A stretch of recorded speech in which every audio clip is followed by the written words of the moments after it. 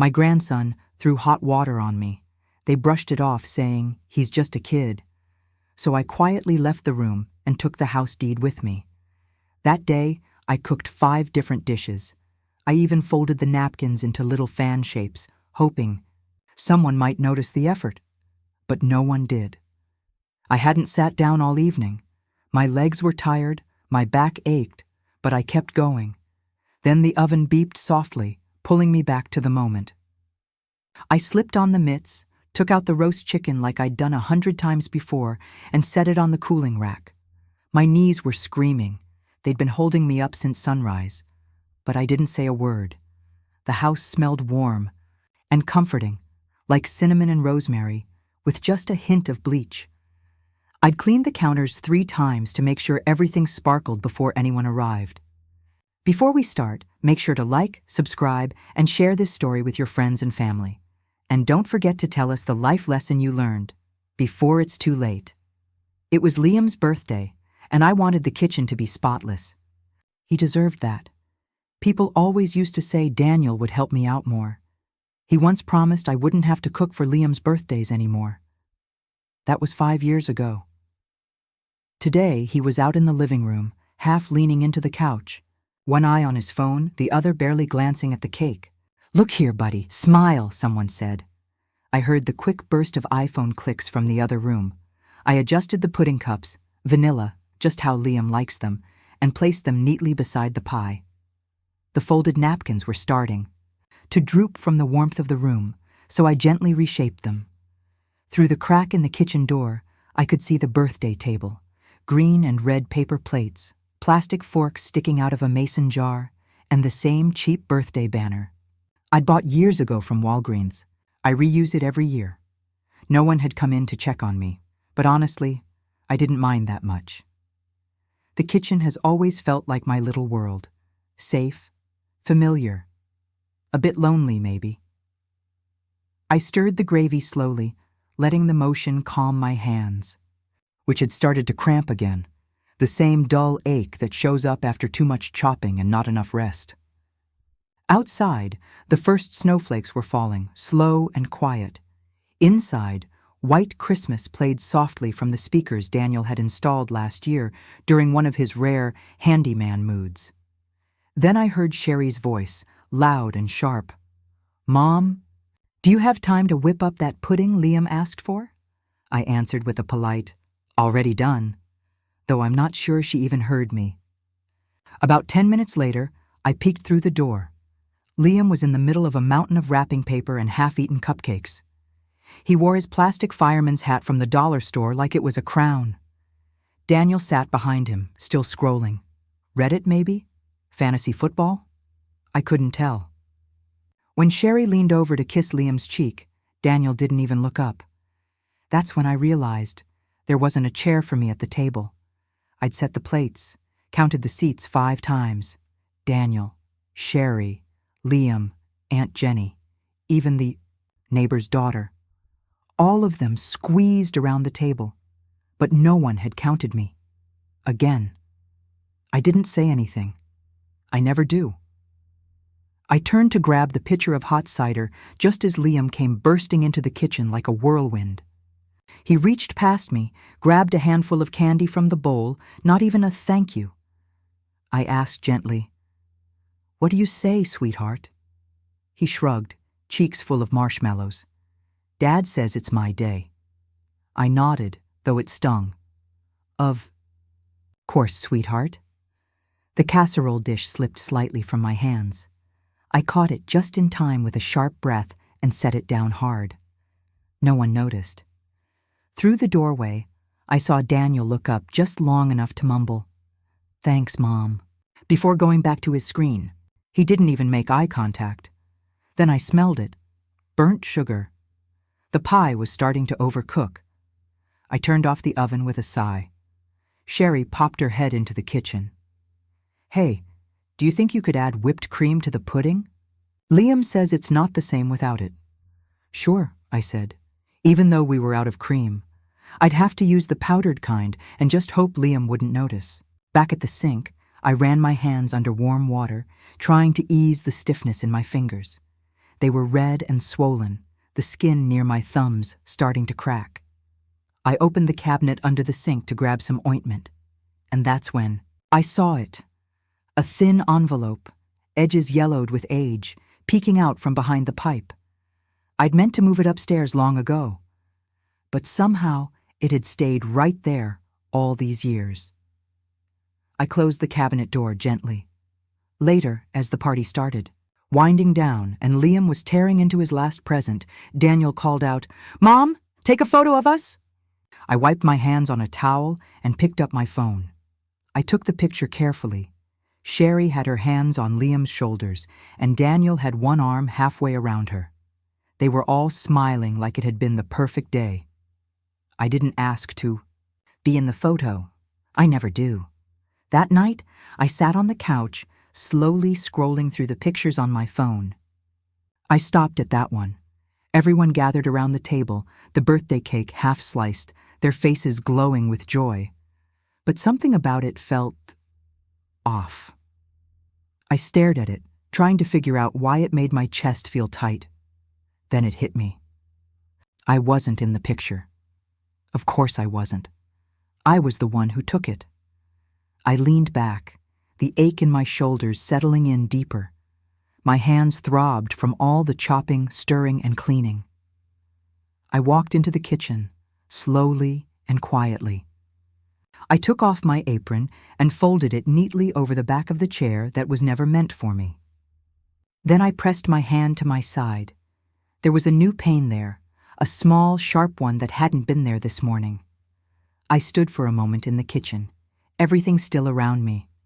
Outside, the snow was falling again, soft and silent.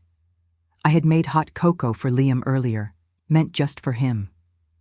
But somehow, it ended up all over me. No one had asked if I was okay. The kettle had just started to whistle when Liam came bursting in like a blast of cold air.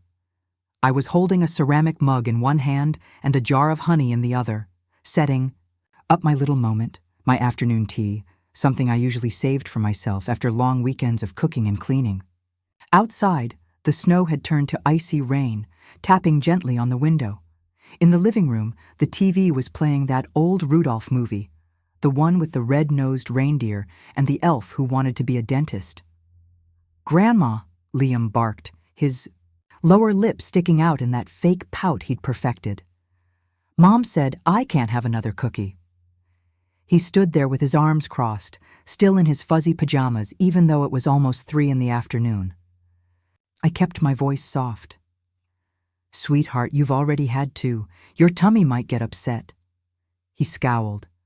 "I don't care. I want one now."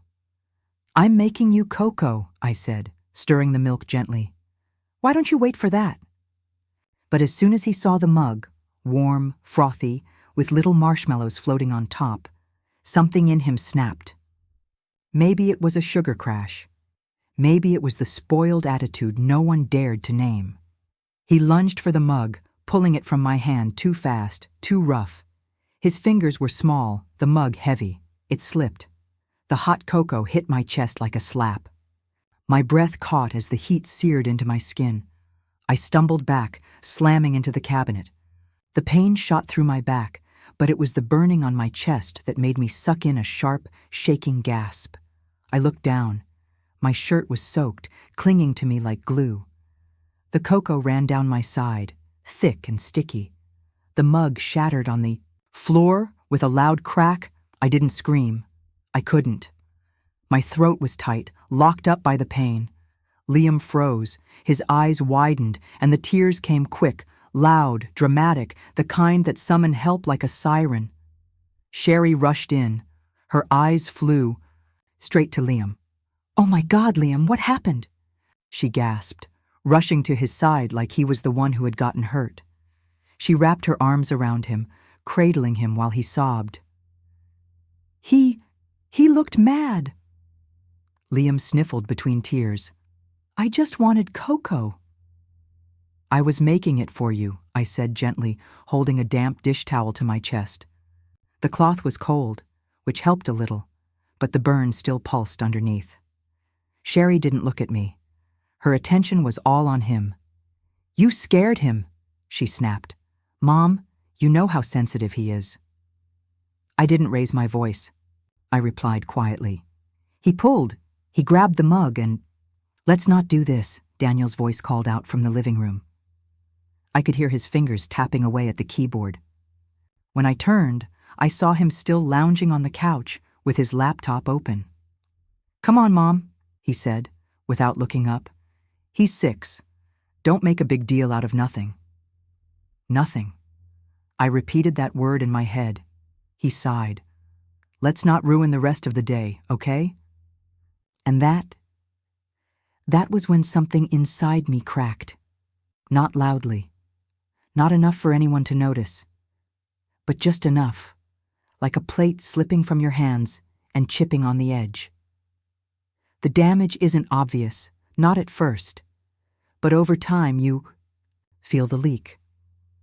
I turned back to the sink, grabbed a paper towel, ran it under cold water. I pressed it gently against the burn beneath my shirt. The skin felt tight and raw. I didn't say a word. I didn't want to look at it. Not really. I didn't want to know if the burn had turned red, if it was blistering, or worse. No one asked. Not Sherry, who now cradled Liam like a baby, her voice soft as she offered him another cookie. Not Daniel, who hadn't moved from his laptop, the glow of the screen apparently more important than the fact that his mother had just been burned. And Liam? He'd stopped crying the moment Sherry's expression softened, like it had all been part of a script he knew by heart. Later that evening, after scrubbing the cocoa from the floor and wiping every sticky surface, I sat at the kitchen, table alone. My tea was lukewarm, steeped too long. I didn't care. I peeled off my shirt slowly, wincing as the fabric tugged at the tender skin beneath. The burn stretched from my collarbone down to my ribs, red, uneven, angry. It pulsed, sharp and hot, but it wasn't just the heat that made it ache. It was the reminder of something else, of how invisible I'd become, even in pain. I opened the freezer and took out a bag of frozen peas, my emergency fix for bruises, sprains, burns like this. I pressed it gently to my chest, the cold biting in. I closed my eyes and let the chill sink through. The house around me settled into its nightly rhythm. The TV flickered in the other room, still playing those holiday specials. I heard Daniel's voice through a Zoom call, muffled and distant. Sherry laughed at something on her phone. No one knocked on my door. No one asked how I was doing. By 10:30, the house had gone quiet. Doors clicked shut, lights dimmed. The only sound left was the soft hum of the fridge. I got up. I walked slowly to the sink and knelt down, opening the lower cabinet where I kept trash bags and extra rags. I pushed them aside, reached behind the pipes, and found what I was looking for. A small plastic folder. Inside was a thin stack of papers. I slid them out carefully. Deed documents, notarized. My name printed clean and bold at the top. Eleanor Ruth Avery, property owner. I stared at those words like I was seeing them for the first time. My name. Still mine, still tied to something solid, even if no one in this house seemed to remember that. I folded the papers gently and held them against my chest, just above the burn. The spot still ached. Outside, the rain had quietly turned back to snow. At 2:14 a.m., I sat at the kitchen table again, this time with a glass of lukewarm milk and a house deed I hadn't looked at in years. The kitchen was dark except for the small bulb above the stove. I didn't bother with the overhead light. There's something about that hour. It asks for quiet. It calls for shadows. Outside, the snow spiraled slowly beneath the glow of the street lamp, flakes clinging to the window pane before melting away. I ran my finger along the edge of the folder. The paper inside had gone soft at the corners, worn from time, but the ink was still sharp. Eleanor Ruth Avery, property owner. Just me. My name. I'd tucked that deed away under the sink years ago, in case something ever happened to Daniel, so I could act quickly. I never thought I'd be pulling it out because of something he did. I took a sip of the milk. It had turned slightly sour. I wrinkled my nose and set the glass down. My hand drifted across the page to the curl of my signature near the bottom. I remembered signing it clearly, sitting across from the notary in that small downtown office, still in my work blouse, heart pounding as the seal was pressed into place. The money had come from my father's estate. Nothing huge, but enough. Daniel and Sherry had been young parents then, just starting out. Money was tight. I had just retired. They were only supposed to stay for a year or two to get back on their feet. That was 14 years ago. I looked around the kitchen, the hand-painted teapot I'd brought back from Santa Fe, the ceramic backsplash I'd chosen after months of comparing tiles, the built-in spice rack Daniel once called overkill. The fridge still held that magnet photo of Liam from preschool, back when he called me Nana Ellie and curled up in my cardigan sleeves. This house, it had my fingerprints all over it, but somehow no one saw it that way anymore. I stood up, slowly, stretching the stiffness from my back. Then I walked over to the back door. The lock clicked gently as I turned the doorknob and stepped out onto the small porch. The air was cold and fresh, filled with the earthy smell of wet pine and frozen ground. Across the street, the porch light at house number 12 flickered, like a tired eye struggling to stay open. That was Howard's place. I was just about to go back inside when I saw him. He was standing on his porch too, holding a watering can in one hand. "Couldn't sleep either," he called out gently. I shook my head. "Just thinking," I said. He chuckled and rubbed his elbow. "This weather's terrible for sleeping. My arthritis is yelling at me, but the violets don't seem to care." He nodded toward the flower boxes on his porch railing. In the dim light, I could barely see the shape of the flowers. "You always take good care of them," I said. "They don't talk back," he replied with a grin.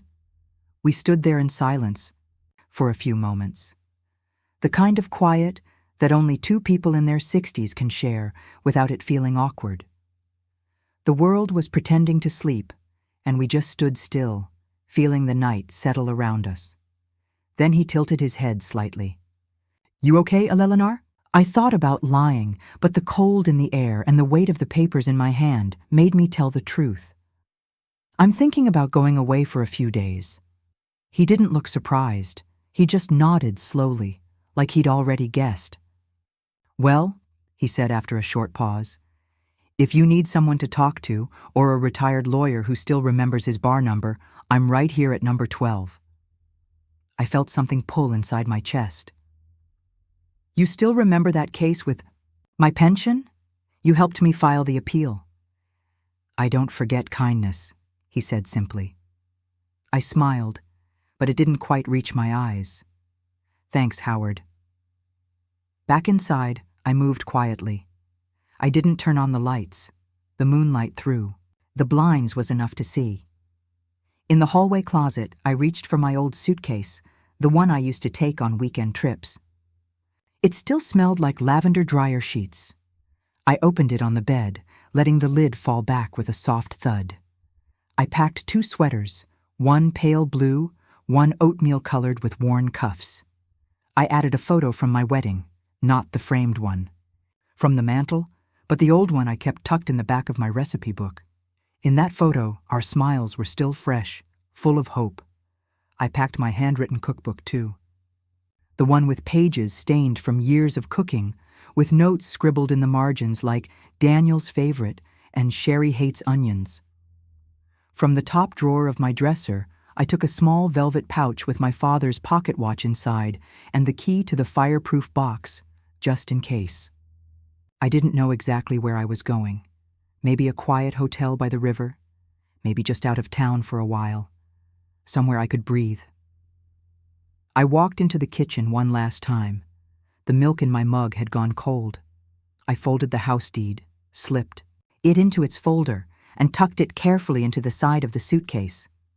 Then I zipped it up and stood still, just listening to the silence. I nodded to myself. Then I started gathering the few small things I wanted to take. I didn't leave a note. I just locked the front door, slid the house deed into my coat pocket, and stepped outside. The morning air was sharp against my cheeks. A thin blanket of snow covered the lawn, so clean and untouched it almost felt wrong to walk on it. The sky above was a dull, heavy gray, the kind that seems to swallow every sound and make you feel heavier with each step. I left the house keys in an envelope taped inside the mailbox. No drama, no goodbye, just quiet. Daniel used to joke, "If you ever left, who'd make that roast chicken I love?" I doubt he even remembers saying it. But now, there would be no roast chicken. No one to complain that the spices were off or the skin wasn't crispy enough. Just silence, just leftovers from a plastic container. I opened the Uber app. A driver named Darren accepted. He'd be there in 6 minutes. While I waited, I walked next door and gently knocked on Howard's door. He opened it in a fleece robe, blinking at me like he'd just woken up. "Eleanor, everything okay?" "I'm heading out for a few days," I said. "Would you mind printing something for me later? Just a few copies of some property forms, Oregon law stuff." He looked at me carefully, the way someone does when they want to ask more, but know better than to push. "Of course," he said quietly. "Number 12's always open." The Uber pulled up just as I turned around. The driver rolled down the window and gave me a friendly smile.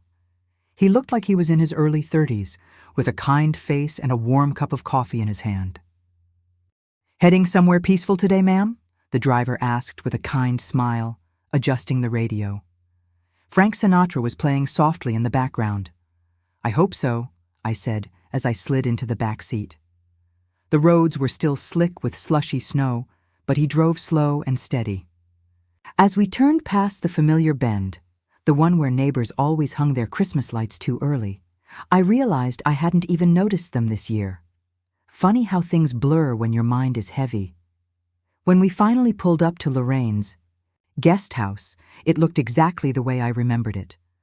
A little red brick building, tucked neatly between a laundromat and a small diner. Wind chimes tinkled gently in the cold air. I stepped out, paid Darren, and thanked him. He tipped his cap like we were in one of those old black and white movies. "Take care now," he said with a wink. Before I could even knock, the door swung. Open. Lorraine stood there, eyes wide with surprise. "Eleanor Avery?" "Hi, Lorraine," I said, brushing snow off my shoulders. "Oh my God," she breathed, stepping aside so I could come in. "I still have that wool scarf you gave me last winter, the green one with those tiny white stitches. You said it reminded you of your grandmother." I smiled, a little surprised. "I didn't think you'd remember." She waved it off. "Please, I don't forget people who saved my Christmas Eve with a lemon bundt cake when the bakery canceled my order." The lobby smelled like cinnamon and lemon-scented cleaner. It was warm, clean, and inviting. She led me upstairs to a small room, 3A. It had floral curtains, a neatly made bed, and a tiny kitchenette in the corner. Everything looked freshly scrubbed twice over. "You staying long?" "1 week," I said. "Maybe more." She gave me a quiet nod, lips pressed together with understanding. "Whatever you need." Once she left, I placed my bag on the bed and took a moment to breathe. The silence here felt different. Not lonely, just mine. I opened the closet. There were no jackets waiting to be hung, no clothes needing folding, just one wooden hanger and a small shelf. I hung up my coat and sat down. The mattress creaked, not in protest, but like it was saying hello. I ran my hand over the blanket, cotton, warm, neatly tucked. On the nightstand, there was a little vase with a single dry daisy inside. Lorraine's touch, no doubt. Later, she knocked gently and came in with a tray, 2 slices of toast with strawberry jam and a plain cup of drip coffee. "No frills, no questions," she said as she set it down. "You always said the toast matters more than the butter." I didn't remember saying that, but maybe I had. As she turned to leave, she paused at the door. "Eleanor, You're one of the kindest women I've ever met on this street. You've helped people quietly when no one was watching. It's your turn to be taken care of now." Her words landed softly, but they struck deep. I nodded. She didn't. "Wait for a reply. Just close the door gently behind her." That night I didn't bother with the TV. I just sat by the window, watching the snow fall under the street lamps. Everything felt slow and quiet, peaceful in a way I hadn't felt in a long time. Then I reached into my coat pocket and pulled out the deed. The paper made a soft rustle as I unfolded it. My name, my address, my signature. I ran my fingers along the creases, smoothed out the edges. "I still have something that belongs to me," I whispered to no one in particular. "Would you like to make this permanent?" the notary asked, her pen hovering. I nodded before she could finish the question. The pen felt heavier than it should have, maybe because of all the memories behind it. The notary, Janet, was a short woman with silver hair, thick glasses, and a calm, firm presence. Her office smelled like peppermint and old paper. A little space heater hummed near her feet, warming the room with soft metallic heat. I sat across from her in a stiff-backed chair, still wearing my coat. Rain tapped quietly on the window behind. Her. Lorraine sat nearby, flipping through a retirement pamphlet she clearly wasn't reading. She didn't say much, but her presence felt like a steady hand on my back. I looked down at the paperwork, the transfer form, the declaration of intent, the notarized amendment. All of it set to transfer ownership of my home, after I was gone, to a nonprofit that helps women over 60 who've lost everything. Until then, the house was still mine. Technically, I could go back, but in my heart, I knew I never would. I signed with a steady hand. "There we go," the notary said softly. Janet said softly, "That's everything." Lorraine squeezed my arm as I stood up. We thanked the notary and stepped out into a light mist. My shoes made a gentle crunch on the damp sidewalk, and the smell of wet asphalt hung in the air. Across the street was a little diner I hadn't visited in years, Millie's. It was the place Daniel used to take me for pie on Mother's Day, back when Liam was still in diapers and Sherry smiled without thinking twice. I walked in alone. The hostess, a girl who looked barely 20, offered me a window booth. I slid into the vinyl seat and ordered the chicken pot pie and a coffee. "Anything else?" she asked. "No," I said. "That's enough." The jukebox in the corner crackled, then started playing Unchained Melody. Hearing Roy Orbison's voice filled the small space with a gentle ache, like brushing dust off a cherished photo. I remembered dancing to this song barefoot in the kitchen, back before Daniel could walk, back before everything had to be planned and explained. When the pie arrived, its crust was flaky and golden, steam curling up from the hearty chicken and vegetables inside.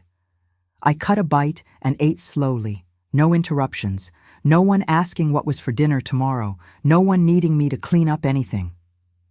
When the bill came, I left 3 $1 bills on the table, the same tip I always left.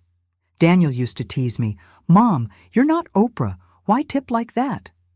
But someone once taught me kindness shouldn't depend on how much you think the other person makes. Besides, I'd never skipped that extra $1. Tonight, I left it with a quiet sense of purpose, because it felt right. Lorraine met me at the door as I stepped back into the mist.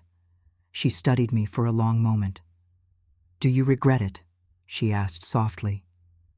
I looked up at rain streaking across the glass awning, the world outside blurred like a watercolor painting. "Only that I didn't do it sooner," I said. We stood there, watching cars roll by. I felt something inside me loosen, like someone had wiped fingerprints off the glass of my memory. It wasn't pain, just release. Back at the guest house, I kicked off my shoes and sat on the bed, letting my coat slide off my shoulders. I placed the final copy of the deed in the nightstand drawer. It wasn't just a piece of paper anymore. It was proof of my choice. I'd made this decision on my own terms, Not as someone's mother, someone's cook, someone's forgotten backbone. My phone buzzed. It was a message from Daniel. "Mom, what is this? Are you serious?" I stared at it for a few seconds, then gently turned the phone over, face down on the nightstand. I didn't respond. The silence said enough. It was New Year's Eve, and for once, no one told me what to wear, what to cook, or when to smile. The sky outside was scattered with stars, glittering like sequins on black velvet. A gentle wind blew through the trees, as if the universe had agreed to hold its breath while the year turned its last page. Inside Lorraine's living room, the table had been pushed aside to make room for extra chairs. A soft hum of laughter and conversation floated around, mingling with the smell of spiced cider and fresh-baked rolls. On the TV, the local station counted down the final hours with fuzzy footage of fireworks over Portland. I carried in a warm apple pie, its edges golden and crimped the way my grandmother used to do. No one asked me to bake it, I just wanted to. For the first time in years, cooking felt like giving a gift, not a duty. Lorraine guided me to the head of the table and pulled out my chair. "You're sitting here tonight," she said, smiling in a way that wasn't pushy, just honest. I started, my voice catching in my throat. She raised an eyebrow. "You can and you will." So I sat down.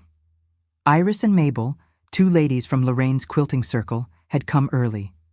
They helped string fairy lights along the bookshelf, making the room glow softly. Mr. Howard stopped by for a moment with a bottle of root beer and a tin of peanut brittle. "Didn't want to overstay," he said with a shy grin, before slipping back out into the evening. We all settled around the table as the clock ticked closer to midnight. I took a deep breath and let myself believe, for just this night, that I'd finally come home to wherever peace might be. He tipped his hat and said, "Figured a toast with friends never hurt." We clinked mugs, the soft kind of cheers that doesn't need noise to mean something. The smiles we shared were tired but true, the kind that come from surviving decades, from losing and starting over, from still showing up with dessert even when life's handed you burnt dinners. Afterward, we drifted into the living room, each of us cradling a small glass of apple wine. Someone dimmed the lights. The TV glowed, in the corner, showing strangers dancing in scarves and coats downtown, young people shouting and spinning through the final minutes of the year. Then Mabel turned to me and asked, without warning, "Do you ever regret it?" I didn't even have to think, only that I lived so small for so long. Lorraine reached over and gently squeezed my hand. When the countdown started, 10, 9, we joined in softly. Not like the old days when kids screamed and sparklers sparked in our palms, but with a quiet rhythm that suited our years, steady, grounded, intimate. 3, 2, 1, Happy New Year. Mabel leaned in and hugged me, her cheek warm against mine, soft with age and closeness. I lifted my glass, and something in the room settled. Even the flickering TV seemed to pause. "Here's to women who left quietly and never came back the same," I said. The others raised their glasses too, murmuring soft affirmations that echoed through the hush. Later that night, when the last bit of pie had been eaten and the laughter had faded into that sweet silence that only deep understanding brings, I stepped into the guest room Lorraine had prepared for me months ago. There was a fresh calendar on the wall. Its first page was crisp and white beneath a photo of a sunlit meadow. In soft cursive, it read, "You are your own home." I smiled and ran my fingers along the edge of the page. Sitting at the small vanity, I picked up my phone. The screen lit up and reflected my face, lined, silver-streaked, softened by time but no longer blurred by doubt. For the first time, I saw myself clearly. I lifted the phone and took a photo, my first real selfie, no filters, just me. Then, slowly, I typed a caption, starting over at 67, this time, for me. The night was quiet, and for the first time in years, so was my heart. I had once believed that love meant always giving, always staying, until I learned that when you forget to value yourself, even the people you give everything to can learn to forget you too. Kindness is a gift, yes. But dignity? Dignity is a boundary, like an old quilt that once kept everyone warm. It still deserves a place, even when the room no longer feels cold.